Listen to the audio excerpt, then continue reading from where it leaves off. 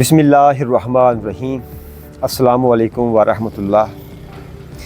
मैं हूं आपका मुआलिज हकीम मोहम्मद आसिम और आप देख रहे हैं मेरा यूट्यूब चैनल राज़ शफ़ा। नाज़रीन, आज एक इंतहाई अहम और तकलीफ़ दे मरज़ जिसकी तकलीफ़ से मरीज़ चलने फिरने से कासर हो जाता है। आजकल ये इंतहाई ख़तरनाक हद तक ये मर्ज़ फैल चुका है। Uric acid. यूरिक एसिड एक ऐसा मर्ज़, एक ऐसी तकलीफ़ दे दर्द कि मरीज़ को उठने और बैठने से कासर कर देता है। नाज़रीन, आजकल इसका बहुत ज़्यादा फैल जाना, बहुत ही शिद्दत से इसका तकलीफ़ दे होना, मरीज़ का बैठना उठना चलना फिरना, मरीज़ आजिज़ आ जाता है इस मर्ज़ से। आज का ये मर्ज़ जो है यूरिक एसिड, इसके असबाब, अलामात, इसके इलाज पर आपसे चंद मिनट गुफ्तगू होगी और अल्हम्दुलिल्लाह इसका मुकम्मल और शाफ़ी इलाज होगा। एक कहवा होगा और एक नुस्खा होगा जो आपको इस मर्ज़ से अल्लाह के फजल से मुकम्मल शफायाबी देगा। असल में हम ऐसी ग़िज़ाएँ खाते हैं, हमारी जो रूटीन हो चुकी है, ऐसी ग़िज़ाएँ खाते हैं जिस तरह जो यूरिक एसिड का सबसे ज़्यादा सबब बनती हैं, जिनमें ख़ास तौर पे बड़ा गोश्त, उसके बाद अक्सर हमारे यहाँ लोग कलेजी खाते हैं और सिरी पाए तो बहुत ही शौक़ से खाते हैं। और उसके अलावा कुछ दालें, फ़ास्ट फूड, कोल्ड ड्रिंक्स, मुख्तलिफ़ किस्म की बेकरी की आइटम्स, स्वीट्स, ये चीज़ें इसका सबब बनती हैं। जब ये मादा हमारे जिस्म में हमारी ज़रूरत होता है, हमें इस मादे की ज़रूरत होती है, यूरिक एसिड की ज़रूरत होती है। बीमारी उस वक़्त होती है, तकलीफ़ उस वक़्त होती है जब ये मादा ज़रूरत से ज़्यादा हमारे जिस्म में बनना शुरू हो जाए। जब ये ज़रूरत से ज़्यादा बनना शुरू हो जाता है और गुर्दे इसका अखराज सही तरह कर नहीं पाते और ये खून में शामिल हो जाता है, तो उस वक़्त ये तकलीफ़ का सबब बनता है। उस वक़्त ये हमारे जो छोटे जोड़ हैं, बड़े जोड़ हैं, ख़ास तौर के दोनों हाथों के अंगूठे हैं, पैरों के अंगूठे हैं, घुटने हैं, इनमें जमा होकर तकलीफ़, सूजन का बायस बनता है। इसलिए ये मर्ज़ बहुत ही तकलीफ़ दे है। इससे मरीज़ का उठना बैठना, ख़ास तौर पे जब वो सोकर सुबह उठता है तो उस वक़्त उसका सारे जिस्म में अकड़ाव होता है, उससे उठा नहीं जाता। आस्ता आस्ता उठकर जब थोड़ा बहुत चलना शुरू कर देता है, उस वक़्त आस्ता आस्ता ब्लड सर्कुलेट होने से थोड़ा सा उसे फ़ायदा या रिलीफ़ मिलता है चलने फिरने में।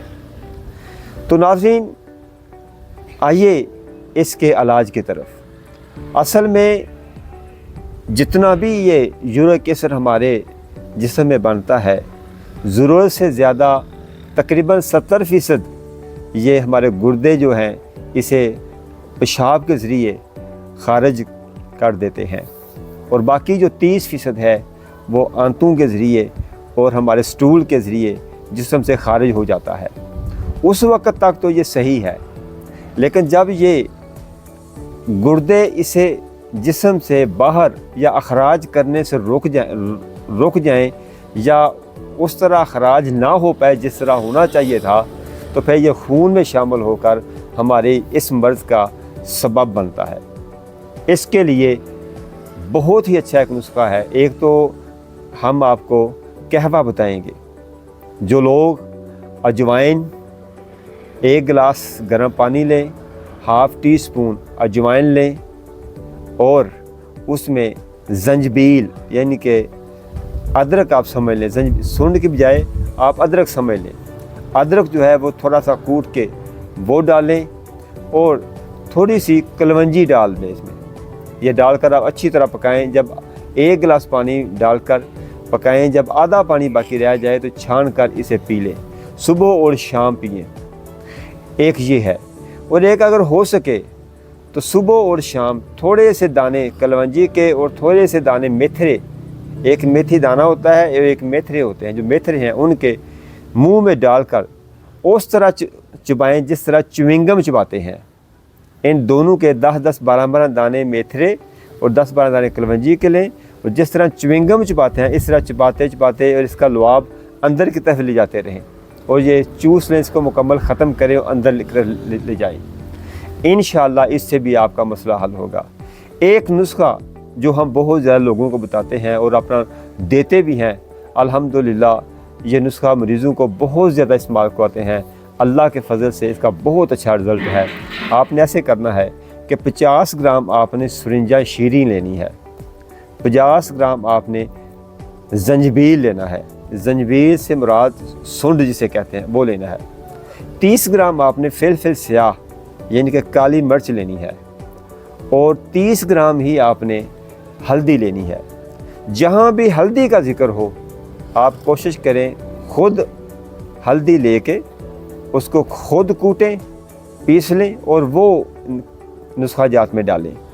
4 चीज़ें आपने ये लेके इसको सफूफ कर लेना है बारीक करके। सुबह दोपहर शाम इसने आपने 1 ता 2 ग्राम पानी के साथ पीना है। पानी के साथ आप लें। अगर ना खा सके तो कैप्सूल, अगर खुराक की मकदार की समझ ना लगे तो एक आप बड़े कैप्सूल ले लें। बड़े कैप्सूल लेके सुबह दोपहर शाम एक कैप्सूल आप खाना खाने के बाद पानी से लें और आप फास्ट फूड रोक दें। आप बोतलें, आप फास्ट फूड वगैरह, कलेजी, सिरी पाए वगैरह, बड़ा गोश्त वगैरह ये रोक दें। कुछ दालें भी रोक दें। आप पानी ज़्यादा इस्तेमाल करें, सलाद का ज़्यादा इस्तेमाल करें, नींबू पानी, गर्म पानी में नींबू डालकर उसका रस निचोड़ कर वो ज़्यादा इस्तेमाल करें। इंशाअल्लाह ये आपका मसला आस्ता आस्ता बेहतर होना शुरू हो जाएगा। आपकी सोजिश, आपकी वरम, आपके घुटनों की दर्द, आपकी जो ज़रूरत से ज़्यादा तकलीफ़ है, इन अमराज से आपका आस्ता आस्ता इंशाअल्लाह मुकम्मल शिफा मिल जाएगी। अल्लाह पाक आपको, हमें, हम सब को अपनी हिफ्ज़ व अमान में रखें। बहुत शुक्रिया। अल्लाह हाफ़िज़।